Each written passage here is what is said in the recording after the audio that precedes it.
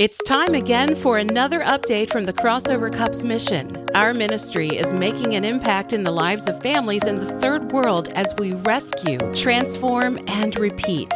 Here's another ministry update.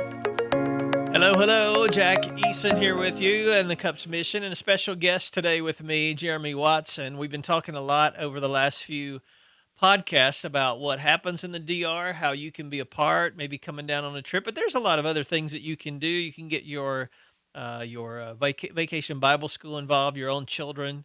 Right there in your church. You can have Mike Williams, our lead missionary, come. Hey, all that information is available at cupsmission.com. But today's guest, Jeremy Watson, has been on the ground in the Dominican Republic. And I guess it's, I don't know, a little bit different beauty than where you are in Vero Beach, Florida. Somebody's got to suffer. How's it going today? Oh, it's going well. It's going really good. Yep. When was your first trip? Remind me, down to the northern Yeah, coast of the DR. it was a couple years ago in this past January that we Okay. were down there. Yeah. Awesome. That's what I was. 2019, I believe. Yeah, I was trying to remember long before the crazy pandemic thing. And what was that your first time out of the country? No. Well, no. No, I've been all over the place. Yeah. Uh, Okay.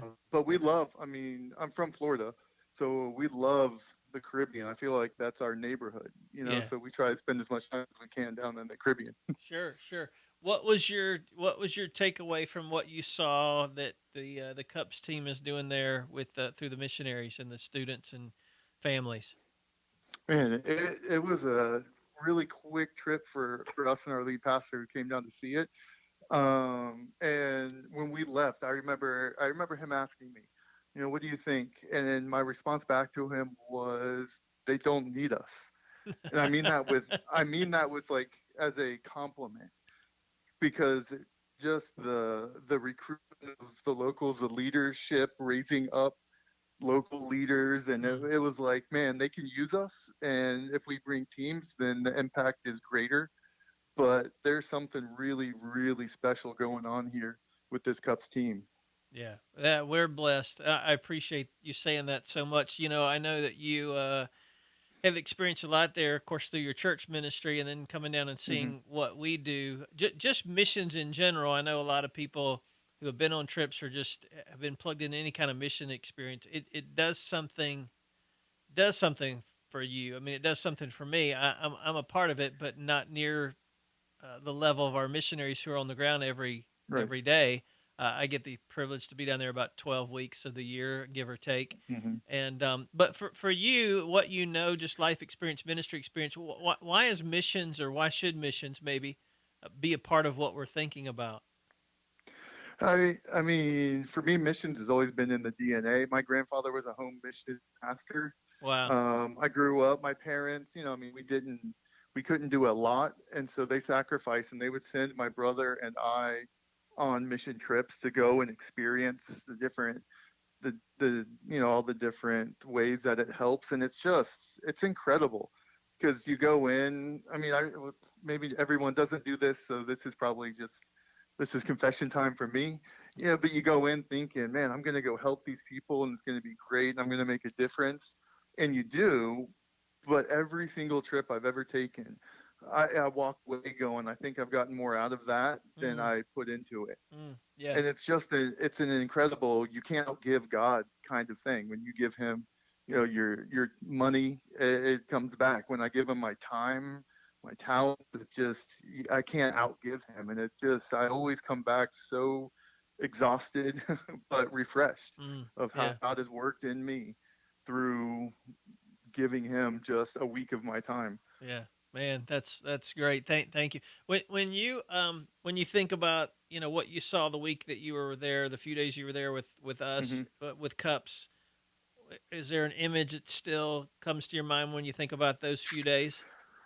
At the time, my oldest daughter was 8 years old when we were there, and I remember going one night to the red light district. I guess Yeah. is that what we call it? I remember Mm-hmm. going down there one night, and you're talking, and my Spanish is very limited, so having the translator, and you're praying and talking to these girls, and most of their answers back, like, what would you ask God for? It was to get me out of this kind of answer. And then we're walking down, and there was a girl walking down the road who looked about the age of my 8-year-old daughter. Mm.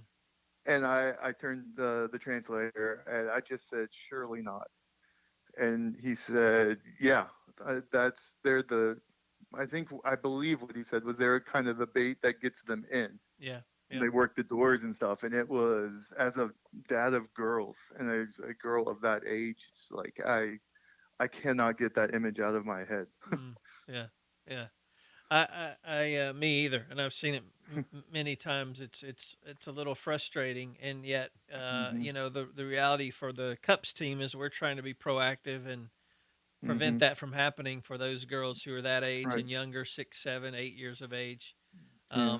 Well, what a blessing to have you down, to come down and see. Hopefully we'll get you to come back. When you think of, obviously you said your family history and your own history with ministry, is there a scripture passage or a verse that just jumps out that you're just, when you think about, missions and just getting plugged in, global engagement, that comes to your mind? Whatever you do for the least of these Yeah. is my kind of my philosophy, is always what comes to mind is, I'm so blessed in every possible way. And most of us are in this country. And it's like, I look at my perspective is I'm blessed so that I can be a blessing. I have privileges in my life, and I know that's not a great word in our world right now, but I have privileges in my life, not for myself, but for the voices that can't speak up, for the powerless and the hurting and the broken and the ones who are trapped. And so I always go back to that, for the least of these, everything I do for the least of these, that I'm doing for Jesus. Yeah, that's so good. That's for somebody who's kind of on the fence. Maybe they've looked online, maybe they thought about whether it's with Cups or somewhere else in the world, and they're thinking about a missions experience, getting out from North America, from the United States, Canada, and going to see something and saying, I want to be used, but they're little hesitant. What would you say to encourage them just to jump in and do it? Just do it. I mean, you're gonna be uncomfortable. It's gonna be awkward, and then it's gonna be beautiful. There's gonna be pain, and you're gonna hurt, and you're gonna see things that you would rather bury your head in the sand in and never see. But ignoring it's not gonna do anything about it. And so I would say, just go and do, for one, what you wish you could do for every single one of them. Yeah. And if we all do our part for the one, the world can be a different place. Oh, that's so true. Hey, if somebody's coming through the Vero Beach area on the weekend and they're looking for a place to plug in, they want to stop by the church, tell me how can they find out how to connect with you? Yeah, we're on the corner of 12th Street, 27th Avenue, right in Vero Beach. Our website's vbfn.org, so you can check us out there. And we'd love to have any visitors come on over, and we're a great vacation location. Yeah, that's the truth. So come hang out on the beach and see us on a Sunday. That's awesome. Hey, Jeremy Watson's been joining me today. If you want information again about him or about how you can find out about what's happening with the Cups world, all that information will be online at the website, cupsmission.com. Hey, share this podcast with a friend. It's on Spotify, Apple Podcast, everywhere you get information for a podcast. We're there. So spread the word and let folks know. Jeremy, thanks for hanging out with me for a Thanks for little bit. listening to this Crossover Cups mission update. Follow us on social media at Crossover Cups, or make your gift online at crossovercupsmission.com.